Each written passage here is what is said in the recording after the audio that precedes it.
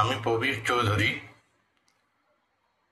আমার যখন যেমন চ্যানেলে আপনাকে স্বাগত। আজ আমি যে গল্পটি শোনাবো সেটিও একটি ঠাকুমার ঝুলি গল্প সমগ্র থেকে সংগৃহীত। আজকের গল্পের নাম হচ্ছে পাতাল কন্যা মণিমালা, দক্ষিণারঞ্জন মিত্র মজুমদার।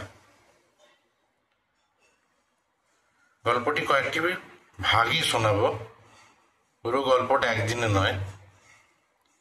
আজ কিছুটা, আবার পরের দিন কিছুটা। যাক, কথা না বাড়িয়ে গল্পটা শুরু করা যাক। আমার এই ক্ষুদ্র প্রচেষ্টা আপনাদের কেমন লাগবে জানি না, তবু আমি চেষ্টা করছি। এক রাজপুত্র আর এক মন্ত্রীপুত্র, দুই বন্ধুতে দেশ ভ্রমণে গিয়েছেন।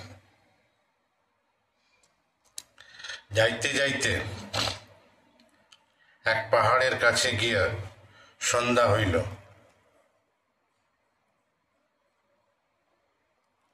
মন্ত্রীপুত্র বলিলেন, বন্ধু, পাহাড় মুল্লুকে বড় বিপদ আপদ।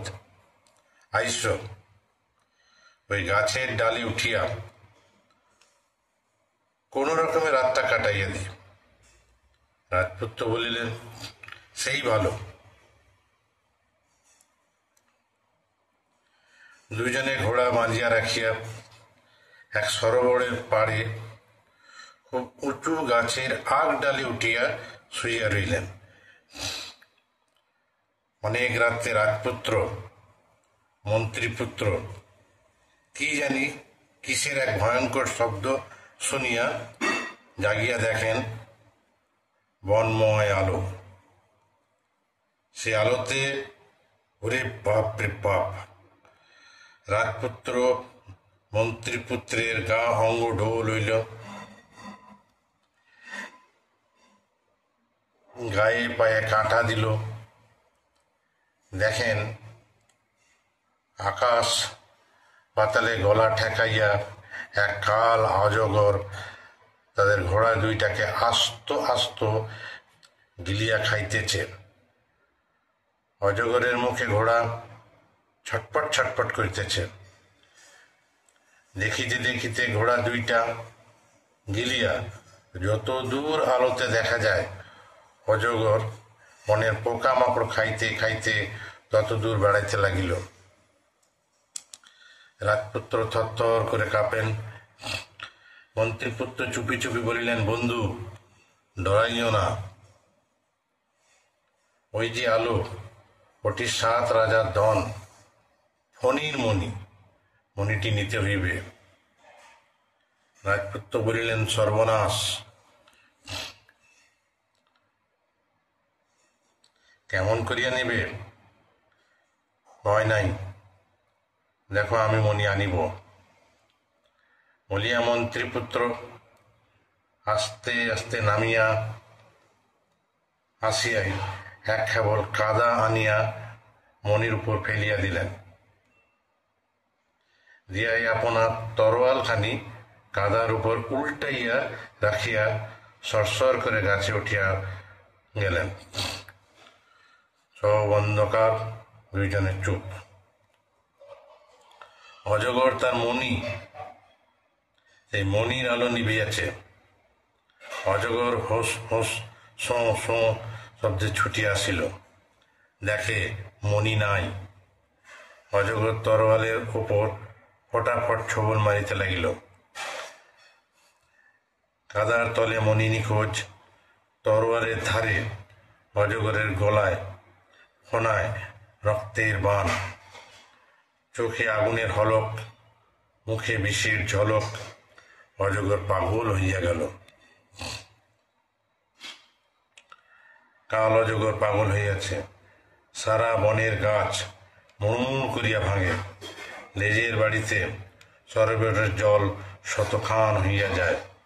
অবশেষে রাগে দুঃখে অজগর নিজের শরীর নিজে কামড়াইয়া তরোয়ালে মাথা খুঁড়িয়া মরিয়া গেল। থরথর করিয়া দুই বন্ধুর রাত পোয়াইল, পরদিন ভোর হইল। দুজনে বেশ করিয়া দেখিলেন যে না, অজগর সত্যিই মরিয়াছে।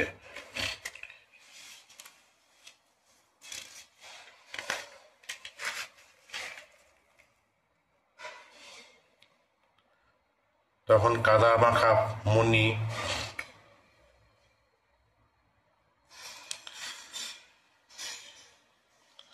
উড়াইয়া দুই বন্ধু সরোবরে নামিলেন। নামিতে নামিতে দুই বন্ধু যত দূর যান, জল কেবলই দুই ভাগ হইয়া শুকাইয়া যায়। শেষে মনির আলোতে দেখেন পাতালপুরী পর্যন্ত এক পথ। দুইজনে চলিতে লাগিলেন। খানিক দূর যাইতেই এক পরম সুন্দর অট্টালিকা, চারিদিকে ফুল বাগান, ফুলে ফুলে ছড়াছড়ি, লতায় লতায় পাতায় পাতায় জড়াজড়ি। দুই বন্ধু অট্টালিকার মধ্যে গেলেন। অট্টালিকার মধ্যে শোঁ শোঁ হো হো শব্দ। রাজপুত্র ভয়ে কাঁপিতে লাগিলেন। মন্ত্রীপুত্র বলিলেন, বন্ধু ডরাইও না, মণি কাছে থাকিতে ভয় নাই। লকলকে চকচকে কোটি রঙের কোটি সাপ ডিঙাইয়া সাপের উপর দিয়া হাঁটিয়া দুজনে এক ঘরে গেলেন। সেখানে সাপের দেওয়াল, সাপের থাম, সাপের মেঝে, সাপের কড়ি, সাপের মণির দেওয়ালগিরি, লক্ষ সাপের শয্যায় মণিমালা রাজকন্যা নিশ্চিন্তে ঘুমাইতেছেন। রাজপুত্র বলিলেন,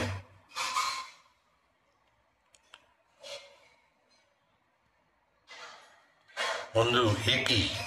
মন্ত্রীপুত্র বলিলেন, বন্ধু দেখো, পাতালপুরীর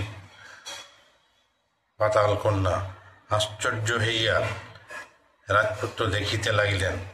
ধীরে ধীরে মন্ত্রীপুত্র মণিটি নিয়া মণিমালার কপালে ছোঁয়াইতে মণিমালা জাগিয়া উঠিয়া বসিলেন। রাজপুত্র মন্ত্রীপুত্রকে দেখিয়া ত্রস্তে ব্যস্তে মণিমালা বলিলেন, আপনারা কে? এ যে কাল অজগরের পুরী, আপনারা কেমন করে এখানে আছিলেন? মন্ত্রীপুত্র কহিলেন, রাজকন্যা ভয় নাই, কাল অজগরকে আমরা মারিয়া ফেলিয়াছি। এই রাজপুত্র তোমার বর। রাজপুত্র মণিমালা দুজনেই মাথা নিচু করিলেন। হাসিয়া মন্ত্রীপুত্র মণিমালার গলার মালা রাজপুত্রের গলায় দিলেন। রাজপুত্রের গলার মালা মণিমালার গলায় দিলেন। চারিদিকে লক্ষ সাপের ফোনা হেলিয়া উঠিল। আজ এই অবধি রাখলাম, বাকি অংশটি পরের দিন।